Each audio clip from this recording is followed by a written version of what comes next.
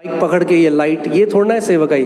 अरे असली सेवकाई तो वो लड़ाइयाँ हैं जो आप पर्दे के पीछे लड़ते हो, जिसको कोई नहीं देखता, परमेश्वर देखता है उसको। True ministry is not on the mic in front of the lights, but it is what nobody sees behind the curtains when nobody looks at you. अगर यहाँ कोई खड़ा है माइक लेकर और उसका आत्मिक जीवन सही नहीं है पीछे, he cannot stand for long. If there's anyone who's standing with a mic in front of the lights and their spiritual life is not right before the Lord, they will not, वो ज़्यादा समय टिक नहीं पाएंगे। Amen. मैं चाहता हूँ आज हम सब एक कमिटमेंट को लें। मैं बहुत लंबा नहीं बोलना चाहता आज, क्योंकि बहुत कुछ है इवेंट्स।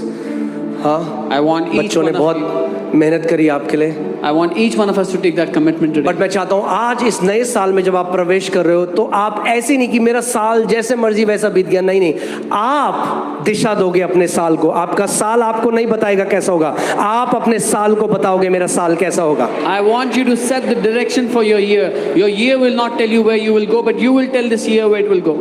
आमीन। और ये केवल मुंह से बोलने मेरा साल बेस्ट होगा, हाँ वो ठीक है होगा, मगर उसके साथ आपको मैंने क्या कहा, भागीदारी करनी है। ये नहीं मैं बिग बॉस देख के चिप्स खाऊंगा और मेरा साल बेस्ट होगा। You will have to partner to make this year the best. आपको भागीदारी करनी पड़ेगी परमेश्वर You के will साथ। have to partner with the Lord. आपको अपने आप को अकेले में परमेश्वर के साथ समय देना पड़ेगा। You will have to give yourself time alone with the Lord. Amen. Resist him steadfast in the faith. विश्वास में डटकर उसका सामना करो। किसका सामना करो? शैतान का विश्वास में क्या करो? डटकर सामना करो। भागना नहीं है, हमें डटकर सामना करना है। We have to resist him steadfast in faith. We don't have to run away. We have to face him. Amen. एक सैनिक क्या है? कड़ी ट्रेनिंग से होकर गुजरता है। A soldier takes intense training, warfare करना सीखता है। learns to battle. जब आप परमेश्वर के राज्य में बढ़ते हो When you grow in the kingdom of God, तो परमेश्वर आपको सिखाता है। the Lord teaches you. Amen. मैं बता रहा हूँ, शैतान आपको समय से पहले नहीं ले जा सकता जब आप इस अधिकार में चलोगे। I'm telling you, the devil cannot take you before your time if you walk in authority. शैतान आपके शरीर में कुछ नहीं डाल सकता जब आप अपने अधिकार में खड़े हो। Devil cannot put anything in your body when you stand in authority. पर हमें लड़ना सीखना पड़ेगा। But we have to learn to fight. Amen. कितने लोग तैयार हैं? How many of you are ready? बोलो पवित्र आत्मा मुझे लड़ना सिखा। Say, Holy Spirit, teach me to fight.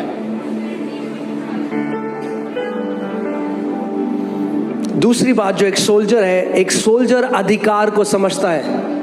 A soldier understands authority. बहुत कम मसीह हैं जो आज अधिकार को समझते हैं। Very less believers understand authority today.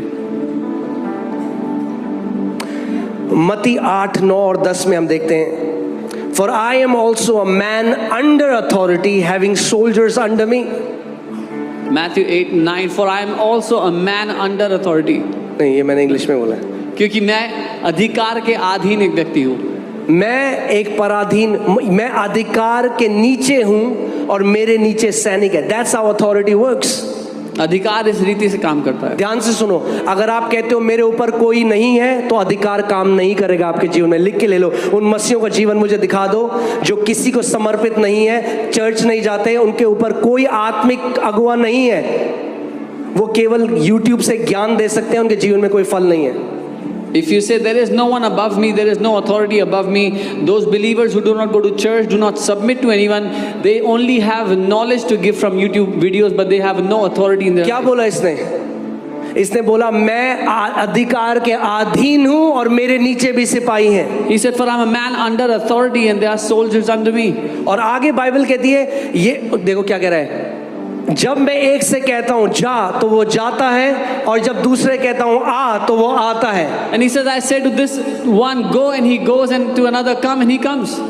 अधिकार ऐसे काम करता है। This is how authority works. क्योंकि ये व्यक्ति अधिकार के अधीन है, इसीलिए जो वचन ये बोलता है उसमें सामर्थ है। This man is under authority, so the word he speaks has authority, has अब ध्यान power. से सुनो, इसने कोई भजन नहीं गाया, He has not sung any songs, इसने कोई उपवास नहीं करा, not fasted. इसने कोई प्रार्थना नहीं करी, Not prayed. मगर इसका दूसरा वर्स 10 लगाओ। प्रभु यीशु मसीह अब कहता है, प्रभु यीशु मसीह हैरान हो जाता है कि ऐसा विश्वास तो मैंने कहीं नहीं देखा। But Jesus is shocked. He has never seen such faith anywhere. ये सुनकर यीशु को अचंबा हुआ और जो उसके पीछे आ रहे थे उसने कहा, मैं तुमसे सच कहता हूं, मैंने इज़राइल में भी ऐसा विश्वास नहीं पाया। When Jesus heard it, he marveled and said, assuredly I said to you, I have not found. पूछता हूं, आप लोग जो आ रखे हो यहाँ पे, I ask you a question today.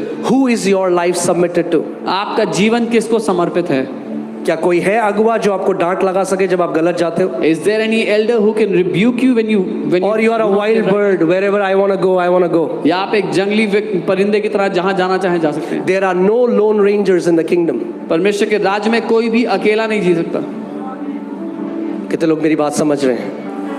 I am a man under authority. मैं अधिकार के अधीन एक व्यक्ति हूँ And that's how I walk in authority. और इसी तरीके से मैं अधिकार में चलता हूँ Because I am a man under authority. क्योंकि मैं एक ऐसा व्यक्ति हूँ जो अधिकार के अधीन अगर है। आप अधिकार की अधीनता में चलते हो, सेम अधिकार जो आपके अगुवे के ऊपर काम करता है, सेम अधिकार आपके Authority that is upon your superior will work in your life and through your life.